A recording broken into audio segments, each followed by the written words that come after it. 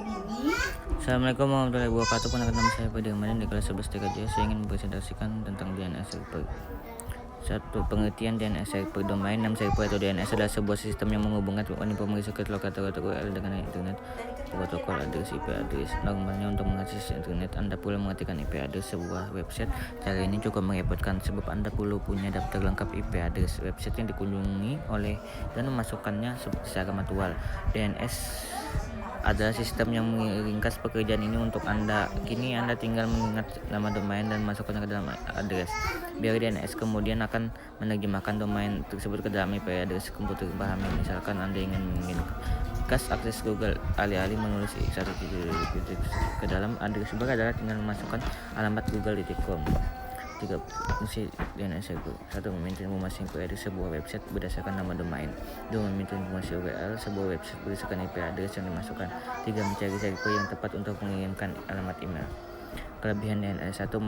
Lebih mudah untuk berinternet dibanding mengingatkan deretan angka IP address.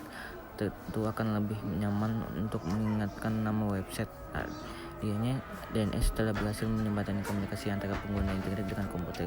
2. Lebih konsisten dalam penggunaan. Anda bisa menggunakan nama DNS yang sama meskipun ada perubahan pada IP address yang digunakan. Dengan demikian, akses pengunjung ke salah satu website tetap bisa dilakukan meskipun telah terjadi penggantian IP address. 3. Lebih mudah dikonfigurasi.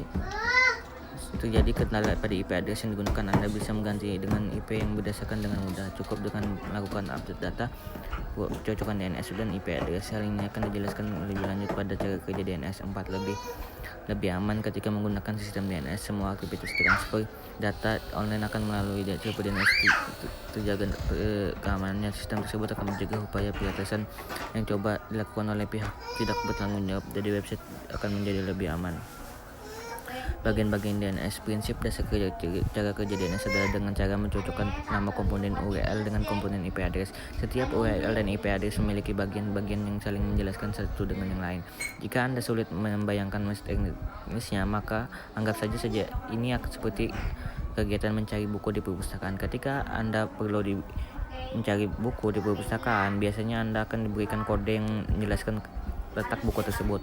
Kode buku penjelasan tersebut dinamai Dewey Decimal System atau DDS. Biasanya ia terdiri atas kode topik buku, kode nama belakang penulis, dan kode tahun buku diterbitkan.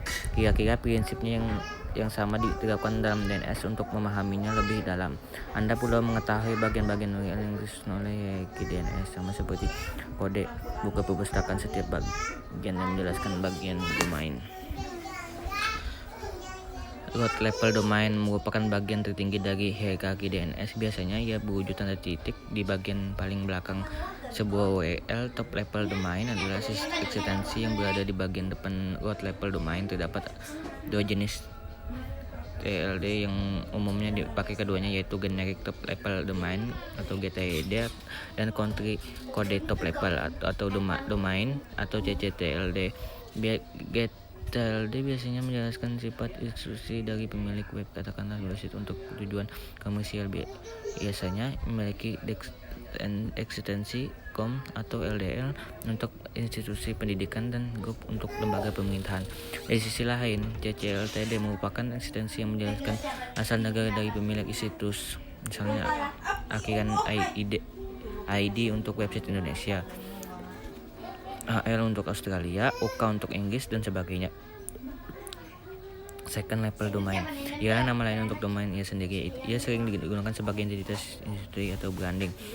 Dalam kasus URL Wikipedia org, yang dimaksud SID adalah Wikipedia. Third level domain atau subdomain merupakan bagian dari domain utama yang berdiri sendiri. Apabila domain diibaratkan sebagai rumah, subdomain adalah salah satu ruang khusus di rumah itu sendiri.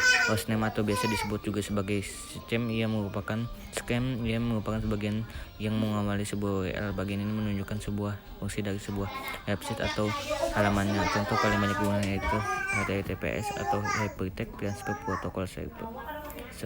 Cara kerja DNS bekerja dalam tahapan dimulai proses meminta informasi atau DNS query, kemudian dilanjutkan dengan tahapan-tahapan lain seperti DNS requisition, root name server, TID, hingga authoritative name server. Sekian dari saya. Wassalamualaikum warahmatullahi wabarakatuh.